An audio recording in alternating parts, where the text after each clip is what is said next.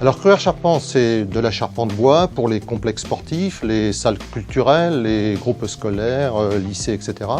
Mais c'est aussi, je dirais, de la construction bois pour l'ensemble, je dirais, des enveloppes, bien sûr, de maisons, de bâtiments publics.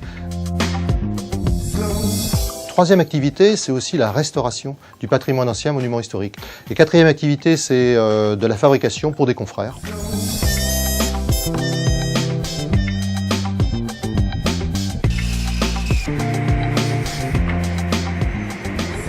Cruard Charpente, c'est 110 personnes, c'est à peu près 20 millions de chiffre d'affaires. Alors chez nous, effectivement, on dit toujours entreprise durable, entreprise rentable. L'un va pas sans l'autre. Donc c'est toujours de prendre la température, je dirais, des compagnons, améliorer leur bien-être. Après, c'est toutes les démarches qualité que l'entreprise engage. Donc c'est la vérification, je dirais, de nos produits taillés avec un audit extérieur qui est Socotec dans la démarche de Charpente 21. C'est aussi une démarche PEFC à l'entreprise, c'est-à-dire qu'on utilise des bois venant de forêts gérés durablement. Et ça, on y tient beaucoup. Tout se fabrique ici, rien ne s'improvise sur le chantier et toutes les chutes ici sont reconditionnées en bois énergie.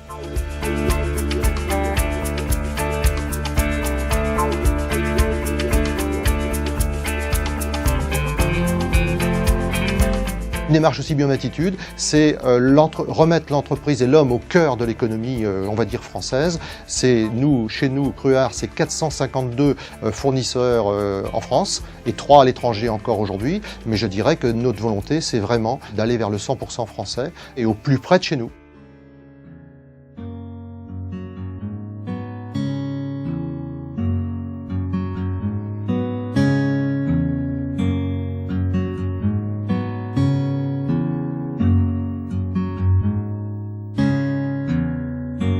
Les nouveaux projets que porte Cruard aujourd'hui, ça a été de s'intéresser encore un peu plus à l'humain. Ça fait quelques années qu'on pense réaliser nos bureaux, puisque ici on est trop juste, on est devenu à 4 par bureau, ça devient inefficace, tout le monde est perturbé pour travailler. Donc quand on a pensé faire ces nouveaux bureaux, moi-même ayant fait déjà chez Maison Bois Cruard quelques démarches, je dirais, d'implantation de maisons en géobiologie, mais aussi en feng shui, ou là, pour le bien-être, je dirais, de nos clients, j'ai pensé aussi que ce serait formidable de le faire aussi pour nos salariés.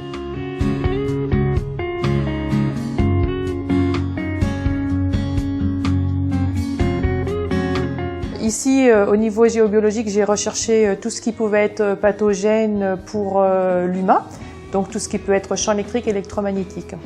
Ensuite, au niveau Feng Shui, j'ai fait pivoter légèrement le bâtiment. J'ai réorganisé l'implantation des bureaux qui avait été prévue par l'entreprise pour qu'ils bénéficient des meilleures énergies terrestres et cosmiques.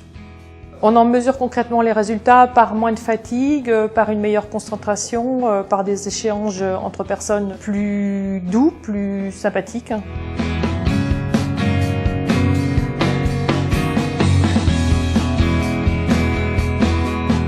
Et puis en travaillant, je dirais, avec la consultante extérieure, eh bien c'est là qu'on s'est aussi branché sur une démarche énergie entreprise qui est appelée HGEC 21, parce qu'on est sur quelque chose de très très novateur, où là on va s'occuper de l'ensemble des salariés pour qu'ils ne perdent aucune énergie par quelque contrainte que ce soit qu'on leur impose.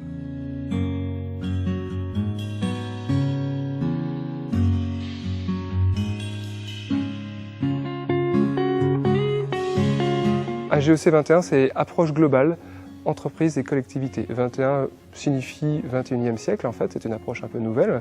Effectivement, on va travailler en complémentarité avec la géobiologie et le Feng Shui, parce que le Feng Shui et la géobiologie travaillent en fait l'environnement des lieux. Et puis nous, on va travailler beaucoup plus sur la compréhension d'un groupement de personnes.